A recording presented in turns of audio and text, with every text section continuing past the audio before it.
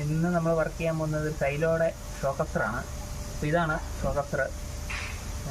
ഇത് കംപ്ലൈൻ്റ് എന്ന് പറഞ്ഞു കഴിഞ്ഞാൽ ഓയിൽ ലീക്കായിരുന്നു, ഫുൾ ഓയിൽ ലീക്കായിരുന്നു. അപ്പോൾ നമ്മളത് അയച്ചെടുത്തിട്ടുണ്ട്. അതുപോലെ തന്നെ ഇതിൻ്റെ മൗണ്ടിങ് ബുഷ് അങ്ങനെയുള്ളതെല്ലാം പോയതാണ്. ഇതുകൊണ്ട് മൊത്തം പൊട്ടിപ്പോയതാണിത്. പൊട്ടി ഈ അവസ്ഥയിലായിപ്പോയതാണ് ഇത്.